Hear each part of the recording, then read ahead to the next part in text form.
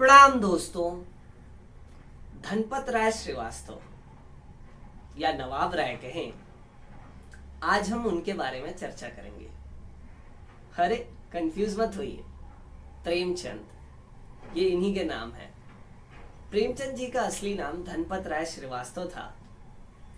वो अपने हिंदी के लेखन क्षेत्र में, जब वो हिंदी के उपन्यास कहानियां लिखते थे, उसमें प्रेमचंद नाम यूज करते थे। और जब उर्दू का कोई लेखन करते थे तो उसमें नवाब राय नाम यूज करते थे। तो आप कंफ्यूज मत होइए।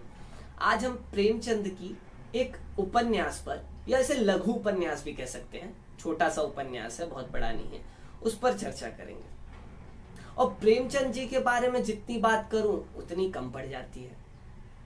31 जुलाई 1880 में बनारस में इनका जन्म हुआ था और 8 अक्टूबर 1936 में इनकी मृत्यु हो गई थी। प्रेमचंद जी के बारे में और डिटेल वीडियो मैं एक बनाऊंगा, जिसमें मैं सिर्फ प्रेमचंद के ही बारे में बात करूंगा, जैसा कि मैंने अपने पिछले एक वीडियो में लेखक के बारे में चर्चा की थी, चेतन भगत जी के बारे में। प्रेमचंद जी ने बहुत प्रसिद्ध 1.5 दर्जन उपन्यास लिखे हैं, 300 से अधिक कहानियां लिखी हैं।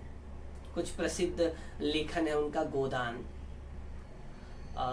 करम भूमि, रंग भूमि, प्रतिज्ञा, निर्मला जैसे कई सारे उपन्यास लिखे हैं, जिसमें उनका गोदान सबसे प्रसिद्ध उपन्यास है। उसके बाद कहानियों में कफन है, ईदगाह है, 2 बैलों की कथा है, ऐसे कई सारी कहानियां उन्होंने लिखी हैं। 300 से अधिक कहानियां लिखी, यहाँ तक कि बॉलीवुड में भी, बॉलीवुड मूवीज के लिए भी उन्होंने अपनी कहानियां लिखी हैं। जैसे शतरंज के 2 खिलाड़ी एक मूवी आई थी, उसमें संजीव कुमार थे मुख्य भूमिका में। वो कहानी प्रेमचंद जी द्वारा ही लिखी गई है। तो कई सारी कहानियां उन्होंने बॉलीवुड के लिए भी, फिल्म इंडस्ट्री के लिए भी लिखी है। और वो तकरीबन 2 से 3 साल शायद मुंबई में भी आए थे इन कहानियां लिखने के लिए। प्रेमचंद जी से जुड़ी मेरी याद के बारे में अगर बात करूं, तो मैंने अपनी शिक्षा के दौरान, अपनी स्कूली शिक्षा के दौरान, जो मेरा सबसे प्रथम पाठ होता था हिंदी का, उसमें हमेशा प्रेमचंद की कहानी होती थी। और प्रेमचंद जी से जुड़ी हुई मेरी एक कहानी आज तक मेरे दिमाग में है, और शायद आप लोगों के भी स्कूली जीवन में वो कहानी आपके सामने अवश्य आई होगी। जी हाँ दोस्तों, ईदगाह। ईदगाह में वह हामिद की कहानी, मेले में उसके चिमटे लेने की कहानी, और उसे अपनी दादी या नानी, आई थिंक, उनको देने की कहानी, क्योंकि जब वो रोटियां सेकती थी तो उनके हाथ जल जाते थे। इसलिए हामिद, जो उसे मेले में पैसे खर्च करने के लिए जो पैसे मिलते हैं, उससे वो चिमटा लाता है, जिससे रोटी सेकते समय उनके दादी या नानी, वो मैं श्योर नहीं हूं अभी, कि उनकी हाथ ना जले। तो ये कहानी हमारे सबके साथ, हमारे बचपन के साथ जुड़ी हुई है। और ऐसी कई कहानी है प्रेमचंद की जो हमने पढ़ी होंगी अपने बचपन में, और कुछ कुछ हमें याद भी होंगी, क्योंकि हमारे पाठ्यक्रम में, मैंने तो मुंबई से शिक्षा प्राप्त की है, उसमें हिंदी का पहला चैप्टर हमेशा प्रेमचंद की कहानियों के ऊपर ही मैंने पाया है। तो आज हम उनके उपन्यास प्रतिज्ञा के बारे में थोड़ी चर्चा करेंगे और थोड़ी उसकी उपन्यास की कहानी के बारे में जानेंगे।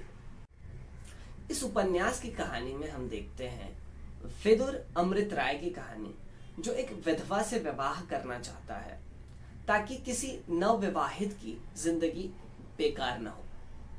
अब विदुर क्यों लिखा है अमृत राय के आगे? विदुर उस व्यक्ति को कहते हैं जिसका एक विवाह हो गया हो और उसकी पत्नी अब या तो मृत्यु को प्राप्त हो गई हो और उसके साथ ना हो, इसीलिए उसे विदुर कहा जाता है। तो कहानी, उपन्यास में हम देखते हैं कि अमृत राय की पहली पत्नी की मृत्यु हो जाती है और वह दूसरा विवाह ऑलमोस्ट करने के लिए रेडी होता है। लेकिन एक मंदिर में सुने गए भाषण से वो इतना प्रभावित हो जाता है कि वो सोचता है कि अगर मैं दूसरा विवाह भी करना चाहूंगा तो किसी विधवा से ही करूंगा, किसी नवविवाहित स्त्री से विवाह नहीं करूंगा, जिससे मतलब पहला ही विवाह करना हो, उस स्त्री का वो पहला विवाह, ताकि, क्योंकि उसकी शादी तो किसी और से हो जाएगी, जिस लड़की की शादी किसी से नहीं हुई है। लेकिन कोई विधवा है तो उसका विवाह किसी और से नहीं हो सकता, क्योंकि ये कहानी सेटअप है आजादी के पहले के भारत की। और उस समय समाज में यह धारणा थी कि अगर कोई स्त्री विधवा हो जाए तो या तो वो सती हो जाए, अपने पति के ही साथ उसका आत्मदाह हो जाए, मतलब अपने पति की चिता के बगल में, पहले ऐसा होता था सती प्रथा में कि अगर उसका पति मर गया हो तो ये मैटर नहीं करता कि वो कितने उम्र की है महिला, उसे अपने पति के बगल में ही लेटकर आत्मदाह कर दिया जाता है, जिंदा जला दिया जाता है लाश बनाकर। तो सती प्रथा कुछ कुछ कम हो गई थी, लेकिन विधवा विवाह का प्रचलन उस समय नहीं था। मतलब अगर किसी स्त्री का पति मर गया हो तो उसे वापस विवाह करने का अधिकार नहीं था। तो ये कहानी उस समय सेटअप है। और अब अमृत राय इस कहानी में कैसे विधवाओं के लिए कार्य करेंगे, यही प्रेमचंद ने इस कहानी के द्वारा बताया है। और दूसरी तरफ कहानी साथ ही साथ पूर्णा के कैरेक्टर को लेकर चलती है, जो कि एक नवविवाहित थी और 3 ही साल के विवाह के बाद उसके पति की मृत्यु हो जाती है।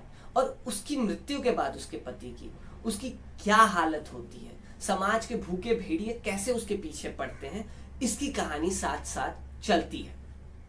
तो अब इस उपन्यास की कहानी के बारे में हम पूरी तरह से जानते हैं।